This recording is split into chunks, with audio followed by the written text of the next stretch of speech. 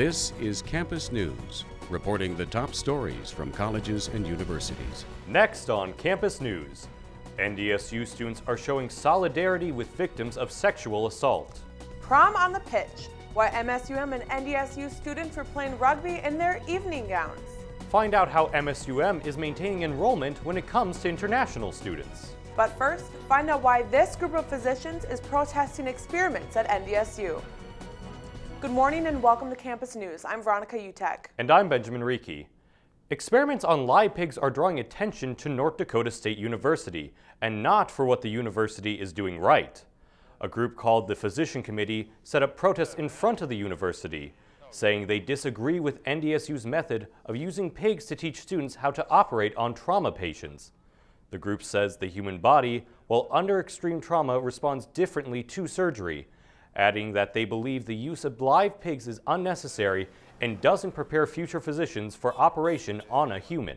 A pig isn't a person, and the anatomy of the pig and the person are sufficiently different that training someone how to do an invasive procedure on a pig doesn't really translate to doing that procedure on a person.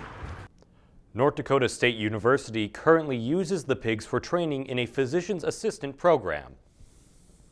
According to a survey of over 250 universities in the U.S., the number of international students coming to America is rapidly declining since President Trump took office. However, Minnesota State University Moorhead officials say numbers are staying steady. I met up with MSUM's International Student Services to find out why.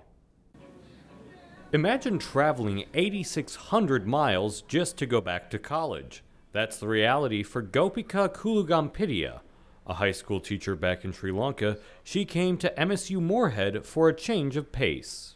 My major is early childhood education. We actually don't have that field back home, so I thought maybe I'll give this field a try. But traveling abroad can be challenging. It isn't as simple as just filling out an application. But it is a risk to go travel home, no matter what. A survey by the American Association of Collegiate Registrars and Admissions Officers found 4 out of 10 universities reporting a decrease in international enrollment. However, MSUM hasn't seen any decline. Schools that are concerned about this are schools that have predominantly brought in students from those countries, so of course they're going to see a decline. Hohenstein says there's only one student affected by the travel ban at MSUM. But students like Gopika have their own reasons for not wanting to leave the country. It's mostly because I'm going to get married this summer. I'm actually marrying an American person, so my lawyer advised me not to leave the country. Which means for now, she'll have to wait a little longer before going back to Sri Lanka.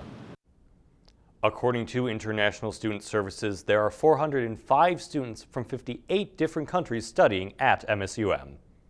Concordia College is taking steps towards a greener campus by signing the Integrated Climate Change Commitment. The commitment identifies 2 areas of focus: reducing carbon emission and working with local partners to increase the community's ability to adapt and flourish in the face of change. The commitment will open doors for students involved in sustainability efforts in their community. Concordia will be joining more than 600 American colleges and universities in a climate change leadership network. Well, we were looking over the past several years about what can we do to take Concordia to the next step in our sustainability work. And this climate commitment has been out there for quite a number of years. And as we looked at how are we going to go forward, we thought this is the opportune time to sign the climate commitment. Dr. Foster says Concordia will work to help faculty members incorporate climate-related exercises into their courses. Big cuts or higher bills. A potential tuition freeze may lead some changes at Minnesota State colleges. Reporter Trevor Tice spoke to MSUM students, finance administrators, and the university's president to find out how this tuition freeze will affect financial planning in the future. The upcoming freeze on tuition may have colleges in the MSU system preparing for the unknown. The budget plans these colleges have may end up getting changed depending on how each school decides to use the money they get. The system office has requested funds from the legislature, and when the system office made their request, they requested $143 million in campus support. If the legislature fully funded our request, then the system would agree to freeze tuition in both years, next academic year and the academic year following. The budget plan is still making its rounds in Minnesota's capital, but officials say they're hopeful legislators will end up ruling in favor of the proposed budget made by MSU schools. Tuition's going to go up and students aren't going to like that, or programs are going to get cut and obviously students aren't going to like that either. You know, you pay a little extra now and you get what you came here for, or you don't get anything at all. And then you have to completely switch your whole path. Tuition is currently frozen at $7,428 per year, but may rise within the next couple of years. What's been proposed is that the legislature would give us very little new money and still freeze tuition. So honestly, that's a problematic scenario in terms of balancing our budget. With photographer Jared Eischen, Trevor Tice, Campus News. The Minnesota House and Senate will be finishing discussions about the bill next month. Older adults in Tennessee will now have the chance to go back to school for free. Lawmakers proposed a bill which will fund 2 years of community college for older adults at no cost. The Tennessee Reconnect program will cover all of the tuition fees after scholarships and grants have been applied. The bill has been passed by the House of Representatives but has not yet made it through the Senate. The state considers older adults to be anyone ages 24 and up. The Pasica Center for Business at MSUM hosted the Who Knew Business Fair. The hallways filled with students turned into hallways filled with opportunities. Local businesses set up booths to try and recruit students and graduates of MSUM for summer internships as well as future employment possibilities. I kind of forgot that it was happening. Then I walked in and was like, oh my gosh, this is a perfect opportunity for me to kind of look at summer jobs because I don't have a summer job set up right now. So it was kind of cool to walk in and be like, hey, I have some opportunities here. Some of the companies there included Blue Cross Blue Shield, Titan Machinery, and Koch Industries. This is the last job fair the Center for Business will be hosting this semester. The world of science is so much more than what can be seen by the naked eye. Reporter Stephen Larson takes us to NDSU to get a microscopic look at secrets on the atomic level. In NDSU's USDA Crop Science Laboratory, behind federal doors, is something that you would never believe with your own eyes. And will really amaze you. It's a mosquito. Assistant Director Scott Payne works very closely with the equipment This portion of the chamber. that costs a pretty penny. The equipment in the lab is upwards of $5 million. The machines are available to use for every student at NDSU, but it comes with a cost. This machine, the transmission electron microscope, will cost you $130 per hour. Payne isn't the only one who gets to use the machines, as he works very closely with students. The microscopes are actually so pretty cool. Apart from that, I think working with Scott and Jema is a big thing for me because they are so knowledgeable in their fields and they share their knowledge with everybody. At this electron microscopy lab, seeing really is believing when looking at things at an atomic level. See those lines? Those are atoms lining up. Students who are a part of this lab get great use out of the equipment, as well as knowledge they will need for jobs when they graduate. Scott taught me how to use that instrument. So, actually trying to move my sample around and trying to, look at where my particles are in that sample. The newest addition to the lab, Phoenix by GE, allows students at NDSU to look inside of almost anything without taking it apart, showing that inside the electron microscopy lab, the future is now. With photographers Branson Reeser and Eric Barkowitz, Stephen Larson, Campus News. The Electron Microscopy Lab handles projects from all across the nation. The over-reliance on technology in the classroom is concerning to some college presidents. Leaders from 3 Pennsylvania colleges shared their views on a range of topics in Brennigsville, Pennsylvania. One of the topics discussed was technology. President of Moravian College, Brian Grigsby, says technology is sometimes used to replace basic education. He also says those who have grown up attached to technology lack interpersonal skills. Grigsby says he doesn't want students to be consumers of technology, but producers of it. A program at NDSU is opening the eyes of young girls across the Fargo-Moorhead area to the world of science. Expanding Your Horizons is a nationwide organization encouraging young girls in grades 7 through 9 to become involved in science, technology, engineering, and math. Girls split into groups and learned about a variety of subjects in STEM fields. They also had a chance to participate in 50 different hands-on workshops. Organizers think it's important to have women lead the simulations. We want our students and all area students to know that there are no limits, that there is or should be no such thing as a glass ceiling. This is Expanding Your Horizons' 38th year coming to NDSU. Minnesota State University Moorhead continues to see a trend in the enrollment numbers of graduate students. Since last spring, MSUM has seen a 25% increase in their master's programs. Reporter Jacob Ambrose takes us to a closer look at the numbers behind the growth. When people think about MSU Moorhead, they typically focus on the school's undergrad programs. But this year, MSUM is making a name for itself in a new way. Its record number of graduate students. We are providing education so that people can further their careers so they get jobs. Like our graduate program in school psych has a 100% placement rate. We have people who want our graduates. MSUM, they have a really good track record as far as like graduate placement. Just what you get out of it, the classes, the small class size, there's only 12 of us in our cohort, it's very personal. I wanted that. Lisa Karch, who is Director of Graduate Studies, has an idea why MSUM's master programs have been so successful. When you talk about what speaks to our record enrollment, is we've really been mindful of what do our students need. Flexibility, affordability. The students we talk to appreciate the professors in the graduate programs. They genuinely want you to do well. They want you to have a good career and a good life, and they really emphasize that, and it feels really good as a student to know that you mean something to them. It's a big commitment, and we expect a lot out of our students. We're really proud of them, but we also really want them to know that this is what they want to commit to do, whether it's part-time or full-time. And Lisa's advice for graduate students? Talk to people. Talk to people in the field, talk to your faculty advisors, ask them, what is it like to pursue your master's degree? With photographers Tanner Robinson and Anna Sandmeyer, Jacob Ambrose, Campus News.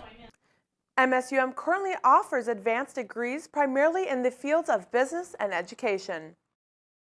This spring, students attending Minnesota State University Moorhead had the opportunity to showcase their research to peers and professors. Students from all majors could attend and present their findings. Reporter Tyler Ziegler brings us inside the Student Academic Conference. Once a year for the last 19 years, students convene at MSUM CMU after conducting months of research. We started in October with our class, and then we finished it last year. And then we've started working on it again for this exact presentation.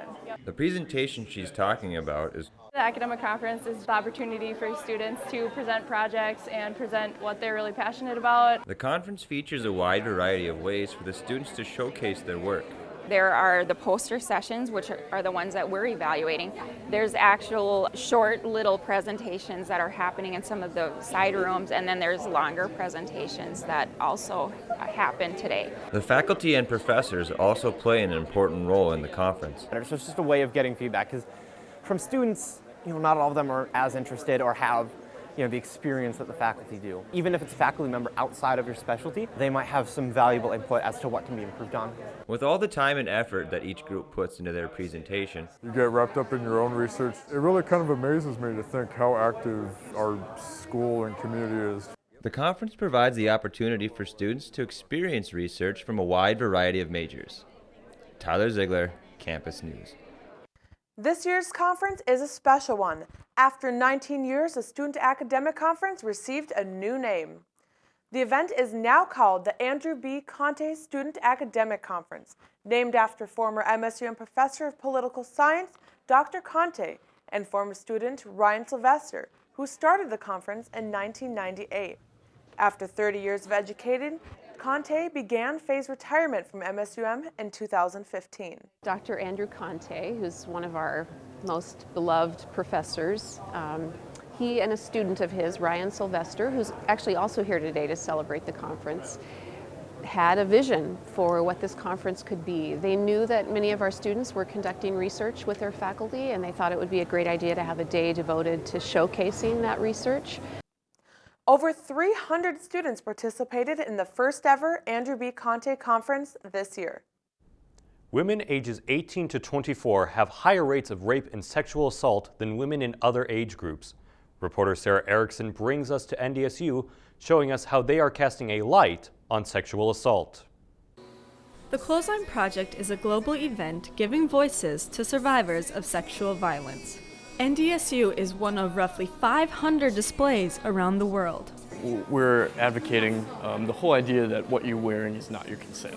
Having an exhibit like this with obviously all the clothes on the floor and the writings, the emotions on those shirts, it really brings out the whole idea of, consent is not clothing.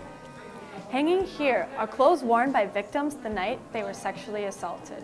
Footy pajamas over there, and that's not necessarily something that you associate with being sexy or something like that. So I think that it really opens people's eyes to kind of shutting down that myth that it doesn't really matter that you have to, that you can be wearing anything and it can happen. With decorated t-shirts, survivors, friends, or family members who know someone impacted by sexual violence can share their stories. There's a lot of t-shirts where they are just messages of hope and strength and promising the person who's reading this, if they've been through an assault, that they can get through it too. Projects like these display the bravery of survivors while educating the public about the stigma surrounding sexual assault. I think men should kind of get it out of their head that women aren't asking for it if they're wearing something. It's what they want to wear. They should be allowed to wear it. Men can wear whatever they want to, so why should women have to change what they want to wear?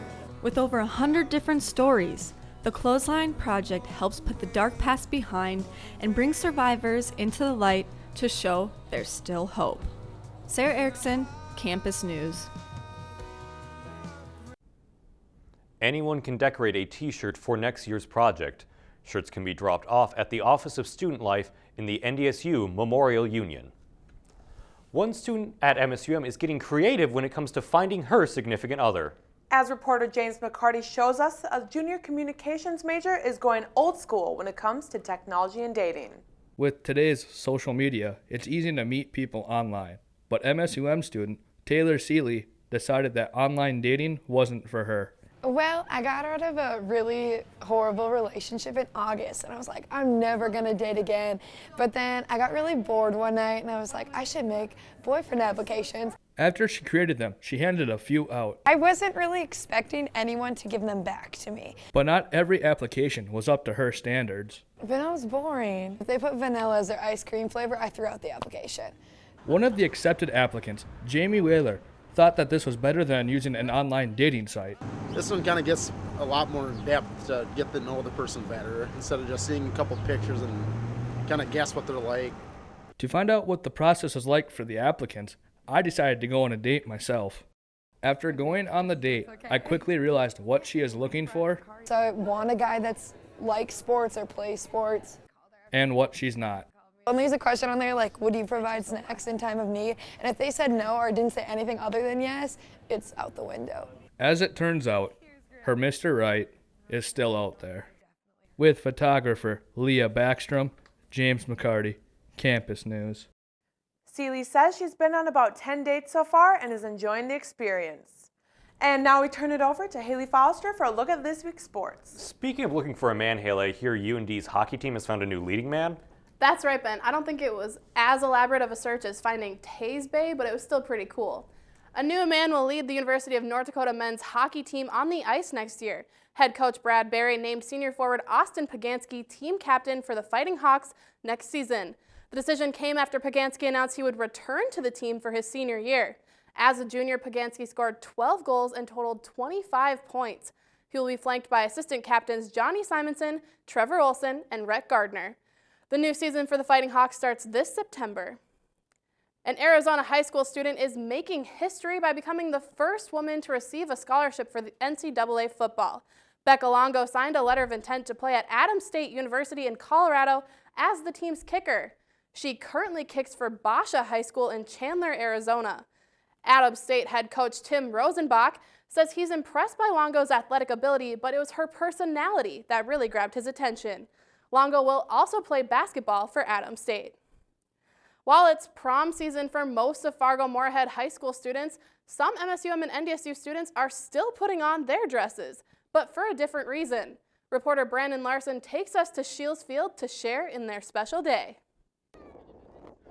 As students from MSUM and NDSU get ready for their big day, they make the final touches to their outfits and get ready to take the field. Although they are wearing dresses, they have decided to trade in the traditional pair of heels for a pair of cleats instead. It's called Prom Dress Rugby. It's a charity event for CCRI, who help people with disabilities to live independent lives. MSUM student Taylor Seeley tells us more about the event that has these ladies cutting their dresses and putting on their game faces. It takes the level of competition a little bit out of it, but it adds a new aspect to it that, I don't know, is more fun and entertaining for everyone. Even though it's for charity, it's a real game of rugby with real hits, scrums, and even an official. Out here doing games like this, I always find it to be a blast.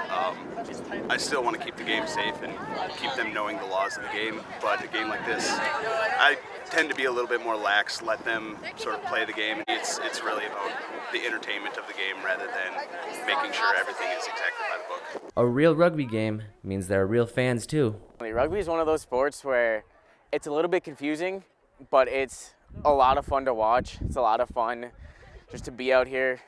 It's a really great atmosphere. MSUM took home the trophy in an unsanctioned game versus NDSU, but everyone was a winner for supporting a great cause. With photographer Robin Rohde, Brandon Larson, Campus News. Proceeds from the game were donated to CCRI in Fargo-Moorhead. With the MSUM women's tennis regular season completed, the Dragons now set their sights on the NSIC tournament. The Dragons are the number 4 seed in the tournament thanks to the play of seniors Maria Morale-Carretero and Jessamy Jones. Carretero finished with a 9-11 record, while Jones finished 10-7 and is now a member of the All-NSIC first team. Head coach Oliver Summers says he's happy with the hard work his seniors have shown this season. So, I mean, Jess and Maria, they're the only 2 seniors on the team, so they're really important just in leading by example, their work ethic, and I'm really pleased with how their seasons are going. I mean, they both have really great records. The Dragons will begin tournament play today against MSU Mankato. 3-on-3 basketball tournaments can be very competitive with players out to win it all. But reporter John Doss shows us players in this tournament were competing for a bigger cause. Concordia's Shooting for a Cure 3-on-3 basketball tournament hosted 16 teams this year, each team paying a fee of $20 to participate. The money from each team will go to help raise awareness for the American Cancer Society. Concordia's Paint the Campus Purple Week is usually how the school raises funds. This year, however, Rachel Osmondson and her team decided to go a different route to get people's attention. And this year we wanted to go something bigger, so we were brainstorming, and all of a sudden we thought, what better way than to get people out playing basketball. In its first year of hosting this tournament, the turnout was a success, despite minor hiccups planning for it. It was kind of a last-minute decision to do it, and we pulled it together, so we got a pretty good turnout for being last minute. Each team played at least 3 games. In order for the games to be fair, only one actual college basketball player was allowed on a team. Concordia's men's basketball player Austin Hines was able to help his team win the championship. The teams this year were really tough, and so it wasn't just a walk in the park. Although the tournament was competitive, the more impressive part to some players was the fact that people were able to come out and support the cause to help raise awareness about cancer. They're taking time out of their Saturday to come out and play and raise money for a cause, so I think that's pretty cool that college kids will do that. Concordia looks to improve and expand the tournament next year by involving more alumni players, as well as reaching out to NDSU and UND. With photographer Tanner Robinson, John Doss, Campus News Sports. The tournament kicked off Concordia's annual Relay for Life event. Today is the last day of the festivities. You know, I love all sports coverage, but stories like this just really make me happy to be part of the Fargo-Moorhead athletic community. Absolutely, Haley. There's no win quite like that. Thanks, Haley. In the 21st century, where many opt for digital downloads of their favorite songs, one MSUM professor throws it back to the golden age of music. Reporter Emma Vattenstall takes this unique hobby for a spin. I would say it's modest. In the age of everything digital, one MSUM professor has taken it upon himself to revive his love of the 12-inch polyvinyl chloride disc. Classic rock, I've got, of course, the ubiquitous jazz. I'm a sound guy, so I have to buy the albums that sound good, just because that's what we do. Jackson used to be a collector and only recently began revamping his collection. I had some albums in a crate that I inherited from my dad and decided, well, I'm going to buy a turntable just to see if I like where this goes, and I did. Despite his short time back in the hobby, Jackson has gathered an impressive assortment. I mean, some of my best albums were $3. It's just really knowing what to pick. Some guys that I know will just buy to buy. I buy stuff that I want to listen to. Jackson says there are few things better than making that big find. I'm actually from Edgeley, North Dakota originally. I picked a crate back home for $20. And there was a first edition UK pressing of Disraeli Gears in it from Cream that was worth about 3 times as much as the crate. It was like a $100 album. There was 50 albums in there. Half of them were garbage. That one was mint condition. So every now and again, you find a gem. Now, as the coordinator of MSUM's music industry program, Jackson is trying to inspire a new generation of music lovers through his love of vinyl.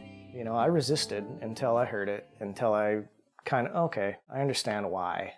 And that's kind of where I stayed. Emma Vattenstall, Campus News. Jackson estimates that he spent into the mid-thousands on compiling his collection. And that's it for this edition of Campus News. We leave you with another look at prom dress rugby. Thanks for joining us and have a great week.